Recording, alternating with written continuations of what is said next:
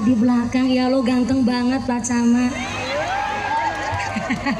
Tenang Ibu, seganteng-gantengnya Camat Semarang Tengah, saya nggak mau jadi yang kedua. Tenang saja, walaupun saya ibaratnya ngeledekin Pak Camat sudah ada pawangnya. Imannya kuat Ibu. Tadi saya ngobrol sama Pak Camat, ngurus negara, ngurus kecamatan, ngurus kota itu seperti ngurus istri muda. Kenapa? Beda sama ngurus istri tua. Istri tua semakin tua justru semakin kurang keperluannya. Tapi kalau istri muda persis kayak kota udah tua. Justru kalau istri muda kayak ibarat kota tua, semakin lama semakin banyak keperluannya plus banyak maunya. Maka ngurus kota itu persis kayak ngurus wajahnya istri muda. Ada skincare, pakai sunblock, belum krim siang, krim malam, sampai sejenisnya ngurumat kota. Maka mumetnya Pak Camat untuk menyiapkan pengajian hari ini gak hanya sekedar kecamatannya saja, seluruh para lurah sekecamatan Semarang Tengah untuk mengadakan pengajian hari ini seluruhnya ikut berpartisipasi. Tepuk tangan dulu dong. Nih, panggung ini sebegitu mewah, lampunya padang banget Bu, untuk dalam rangka menumbuhkan kembang-kembang ini dalam waktu 1 malam Bu. Ini modalnya gede, apalagi MC-nya Mas Sarju, kosidahnya Az-Zahro, belum panggungnya, duit lampunya, duit sound systemnya, duit snacknya, shootingannya, mumpuni. Maka inilah kenapa Syekh Abdul Qadir Al-Jailani di dalam kitabnya yaitu kitab Ghunyah mengatakan bahwa bulan Ramadan wa syahru yuzadu fi rizqil mu'minin. Bulan Ramadan adalah bulan ditambahkannya rizki bagi orang-orang yang beriman. Gak ada yang amin nih. Ya Allah, sepi amat. Sebegini banyak orangnya udah buka belum nih? Udah? Belum buka? Pantes lemes banget. Cek suara dulu sampai belakang pojok sana. Assalamualaikum. Iya, yang di petengan halo. Iya, ngajinya sebagian ada yang di petengan Bu. Justru ngaji gelap-gelapan itu harus seneng, kalau ngantuk ora konangan.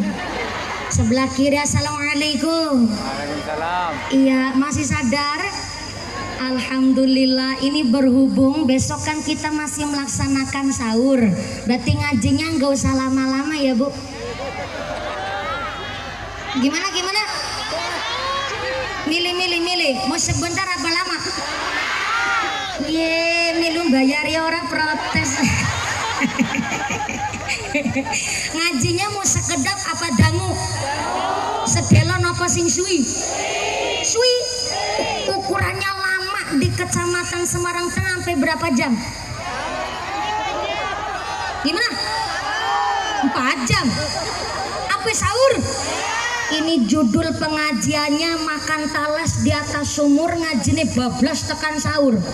Subhanallah, saya naik jam 9. Setengah 9 tadi ya Bu ya. Naik setengah 9, berarti nanti turun kalau 4 jam berarti jam 2. Ya Allah, ngajinya 5 jam. Pak Camat Moy. Emang di Kecamatan Semarang Tengah ada mubalek kiai ceramah sampai 4 jam setengah ada. Tuh, kalau camat mas senyumnya aja jujur Bu. Saya tanya dulu sama jamaahnya. Assalamualaikum. Selama jenengan jadi orang Semarang, adakah mubaligh kiai ceramah sampai 4 jam setengah ada? Ada. Waduh, kiai siapa tuh? Siapa? Mumpuni. Nyong. Saya? Aku? Ngaji 4 jam setengah? Ngundang apa ngontrak sampean? Ngaji sampai 4 jam setengah. Mudah-mudahan sampai pun acara tidak ada halangan satu apa Allahumma. Saya ulang.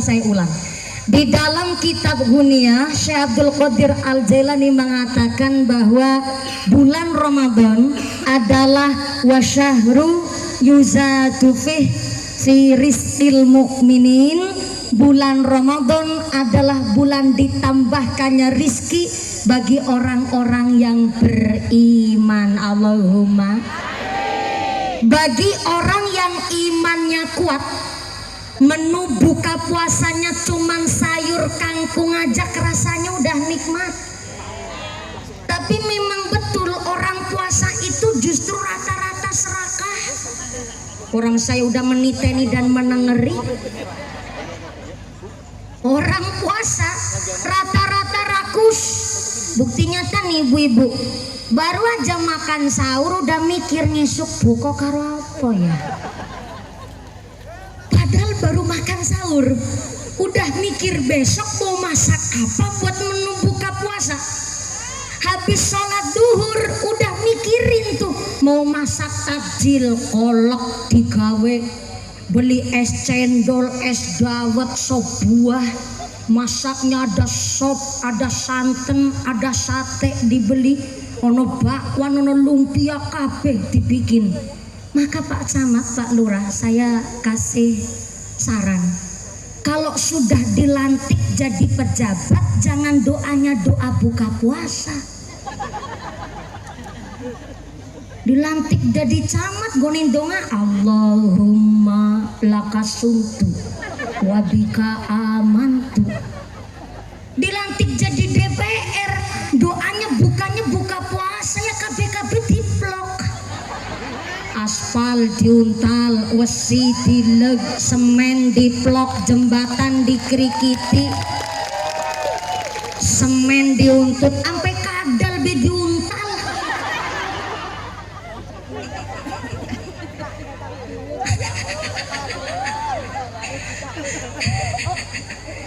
Bagi orang yang imannya kuat, menu buka puasanya cuma goreng tempe, nyambel terasi aja udah kerasa nikmat.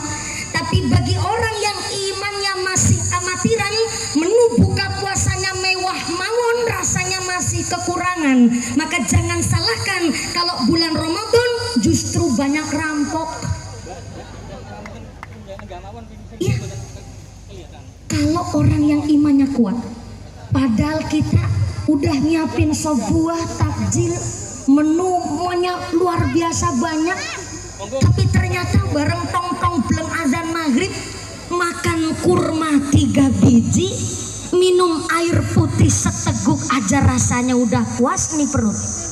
Betul Bu? Tapi bagi orang yang imannya amatiran, menu buka puasanya lengkap tetap masih kekurangan. Maka jangan salahkan justru kalau bulan Ramadan banyak rampok. Rampok yang bersenjata api dan rampok yang berdasi rapi.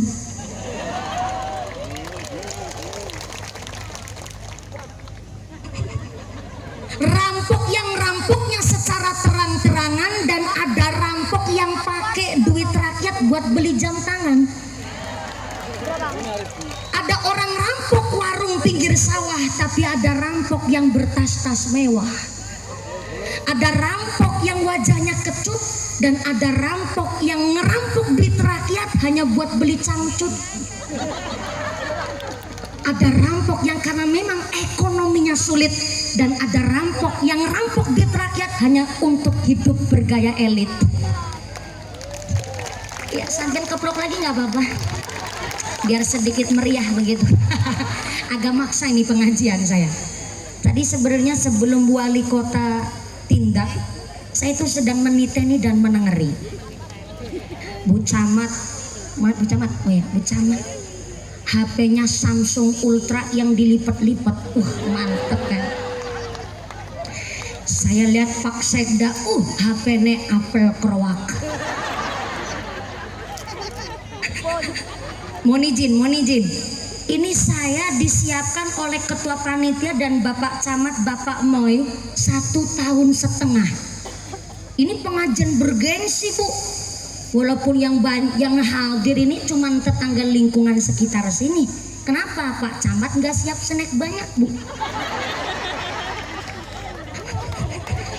Ini kalau pengajiannya disiarkan terlalu banyak undangan yang tadinya cuman iuran dari lurah-lurah, nanti APBD ini ikut katut Bu, parah malah. Karena niki pengajiannya bergengsi, disiapkan saja 1,5 tahun. Bapak Camat yang maaf non sewu tidak satu golongan dengan kita, beliau beda dengan kita, tapi tetap satu tujuannya untuk menyiapkan pengajian hari ini. Selama seminggu pulangnya jam 1 subuh terus.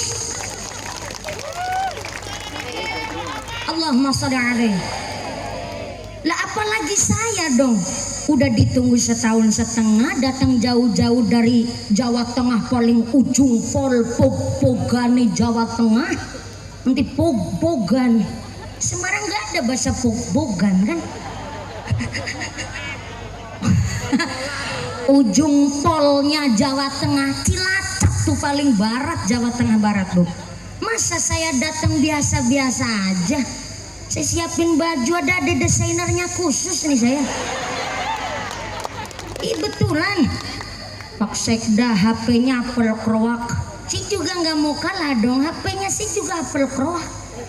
Tapi seketika saya melihat Ibu Wali Kota Semarang begitu santainya, pakai rok aja nggak sampai tumit. Saya lihat HP mereknya Bu Wali Kota Semarang, ya Allah saya apel kroak. Tapi HP-nya Bu Wali Kota Semarang cuman merek Oppo. Oppo kui. Layarnya aja ikut kroak, bukan apelnya yang kroak. Betul tuh saya lihat tadi. Cuma beliau udah tindak terlebih dahulu, enggak apa-apa. Tapi saya justru melihat kesederhanaannya beliau. Apakah karena memang takut ya Bu? Sekarang pejabat kalau barangnya mewah kan malah dicurigai. Tapi saya belajar dari Wali Kota Semarang, wali kotanya jenengan Bu, bahwa bulan Ramadan adalah bulan ditambahkannya rizki bagi orang-orang yang beriman. Orang yang imannya kuat, menu buka puasanya biasa-biasa aja tuh kerasa nikmat. Sebab apa? Orang puasa adalah orang-orang yang bangga. Kenapa? Salah satu syarat wajibnya orang puasa adalah tuko. Apa itu tuko? Kuat. Maka orang yang berpuasanya kuat, maka ternyata hanya sekedar menu buka puasa sederhana rasanya udah kerasa nikmat. Tapi bagi orang yang imannya masih amatiran, menu buka puasanya mewah pun tetap kerasanya kekurangan. Maka alhamdulillah dalam rangkaian hari jadi 476 Kota Semarang, Kecamatan Semarang Kota Tengah, salah, Kota Semarang Tengah. Lu ngomong jadi belepotan Mbak begini. Ya Kecamatan Semarang Tengah, kotanya Semarang. Terima kasih atas informasinya Bu. Sallu ala Nabi Muhammad. Pak Camat dan beserta seluruh lurah di Kecamatan Semarang Tengah mengajak seluruh elemen masyarakat, mari kita mensyukuri nikmat yang pertama. Tentu nikmat kita diberikan sehat walafiat, bisa hidup di Semarang kota ini dengan begitu berkah luar biasa. Kemudian yang kedua, kita mensyukuri nikmatnya hidup dengan iman Islam, dan mudah-mudahan sampai nanti purna acara tidak ada halangan satu apa, menjadikan berkah bagi Kecamatan Semarang Tengah. Amin Allahumma. Amin Allahumma. Maka saya sampaikan tadi di awal, saya ambil keterangan dari kitab Hunyah Syekh Abdul Qadir Al-Jailani. Maka di bulan Ramadan jangan sampai memaksakan kehendak. Aja tume, bahasanya Cilacap metu nih aja tume.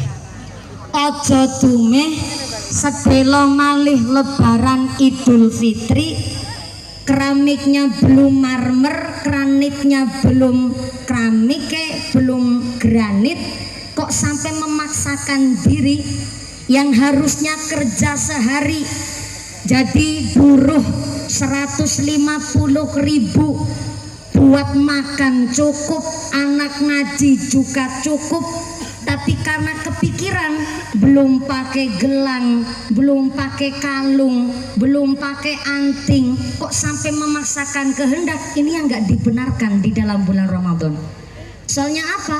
Sampai seorang atasan, seorang pimpinan diberikan ultimatum oleh Syekh Abdul Qadir Al-Jailani, barang siapa seorang atasan, seorang pimpinan meringankan beban pekerjaan para karyawannya, para stafnya, karena memang sedang menjalankan ibadah puasa, maka atasan itu tadi mendapatkan 3 ganjaran dari Allah. Yang pertama, dijauhkan dari siksa api neraka. Yang kedua, akan mendapatkan ampunan dari segala dosa-dosanya. Dan yang paling mantap nomor 3, tidak ada ganti bagi atasan atau majikan itu tadi, kecuali gantinya adalah ditambahkan rizki dalam kurung sugih bagi seorang atasan yang meringankan beban para stafnya. Gak ada yang keprok ini.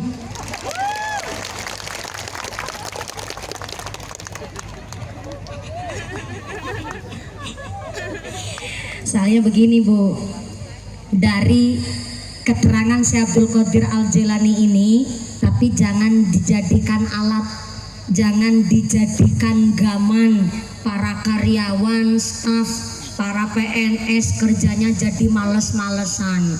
Ya maaf-maaf, lagi bukan bulan Ramadan aja kerja terkadang masih nggak becus, masih leha-leha.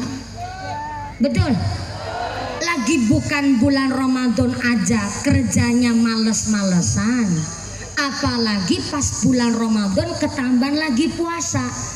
Dengan dalih ngendikannya Syekh Abdul Qadir Al-Jailani, seorang atasan yang mempekerjakan para karyawannya dengan meringankan beban dapat ganjaran, jangan jadi alat, jangan jadi gaman. Tahu gaman nggak Bu? Jangan jadi senjata untuk meluluhkan hati seorang atasan.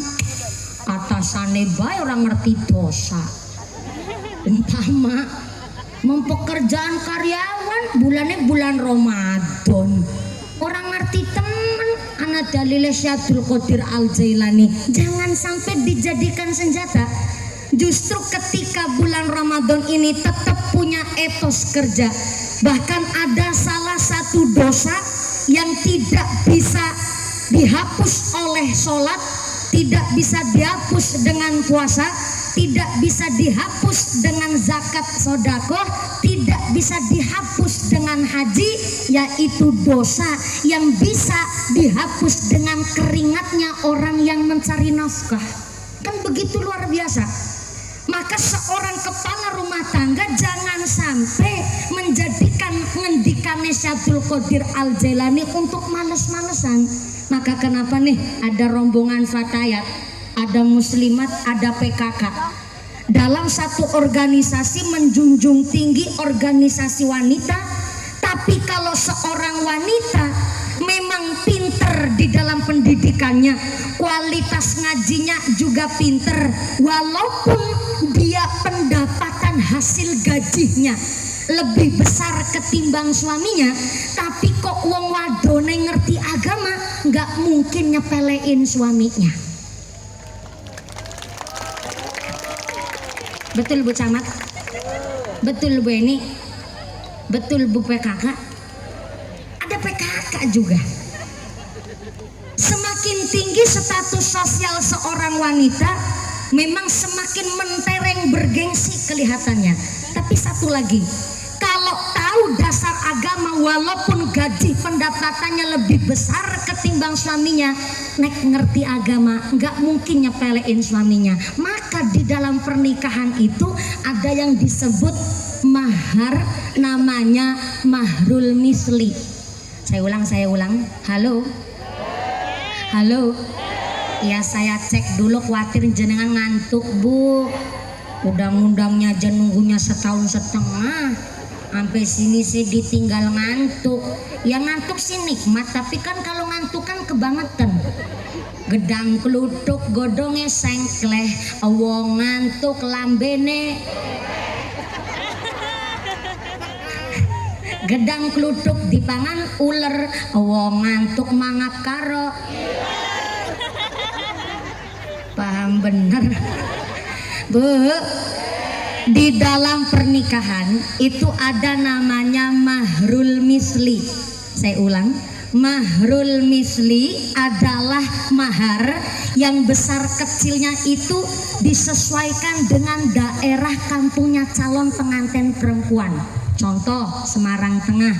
Kiai, saya mau tanya, kalau tanyanya sama Pak Camat kan orang Timur Leste.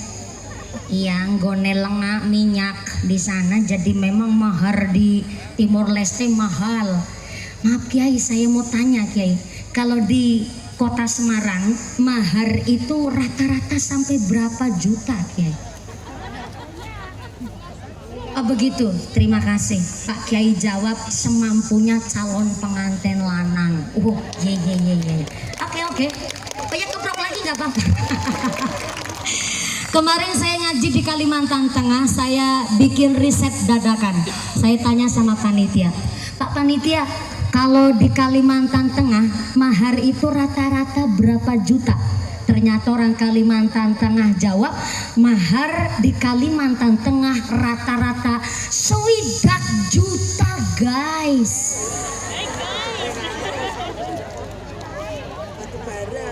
Ya maklum memper, kan di sana rata-rata pengusaha bos iler.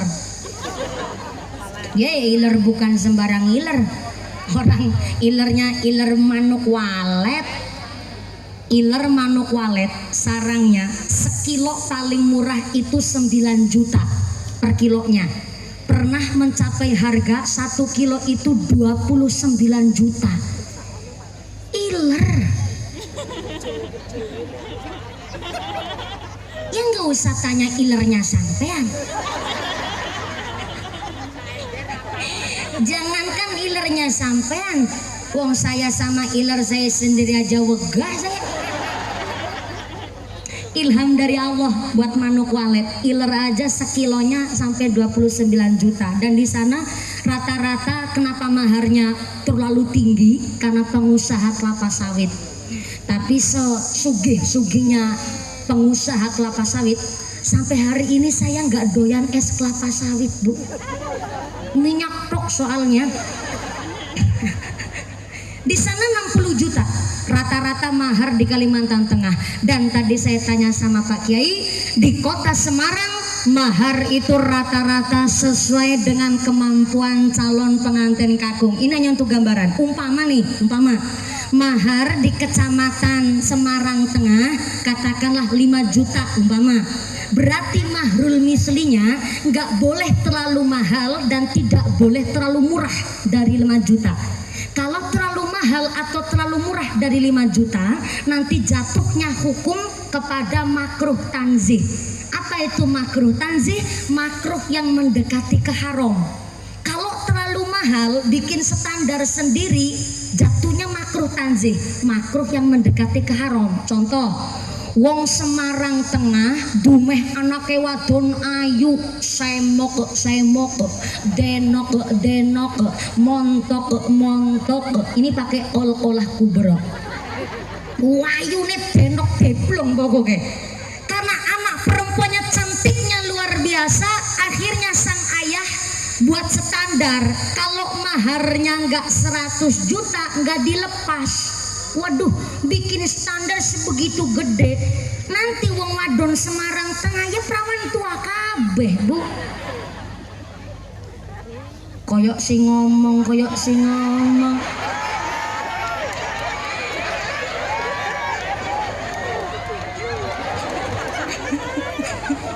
Ini baru ada nih pengajian jamaah ngece sama bunyainya, baru ada nih. Yakin nong Semarang Tengah tok, ya Allah. Pak Camat, warganya sampean ini nantang perkara. Katanya mumpuni perawan tua, ya Allah Bu. Nih saya kasih tahu ya Bu Sartina. Ada santri cepet payu rabi, tapi ada santri yang belum payu rabi. Santri yang cepet payu rabi itu karena santri yang taat kepada kiainya. Rata-rata kalau santri cepet payu rabi, dia lulus jadi alumni, mesti jodohnya juga sesama alumni dari pesantren itu, Bu. Tapi kalau santri yang belum payu rabi, bukan gak nurut sama kiai, justru malah yang belum payu rabi nurutnya lebih ketimbang yang nurut sama kiai. Kenapa? Karena santri yang belum payu rabi, Pak Kiai ngendika, santri sebelum usia 27 tahun adalah masa emas untuk ngabdi di masyarakat. Gak ada yang keprok nih.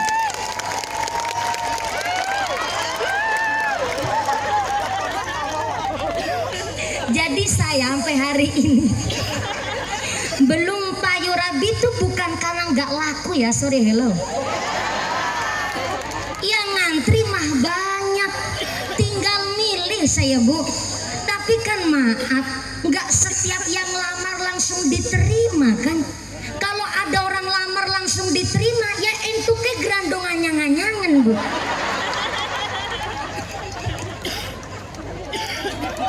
Maka ini saya sampaikan di sini.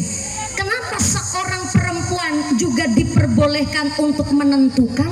Karena maaf punten nih, seorang ibu rumah tangga sampai haid datang bulan, maaf nih non sewu, nggak tahu caranya mandi besar yang betul bagaimana, maka yang tanggung jawab adalah suaminya sampai akhirat.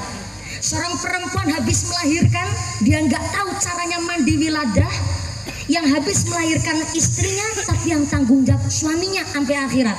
Masa milih wong lanang mung ngelamar-ngelamarnya diterima? Tapi maaf nih, kita seorang muslim, Bu, ketika punya anak yang rumati ari-ari tali pusar seorang bayi adalah tanggung jawab kepala rumah tangga seorang suami. Maka saya sampaikan di sini kata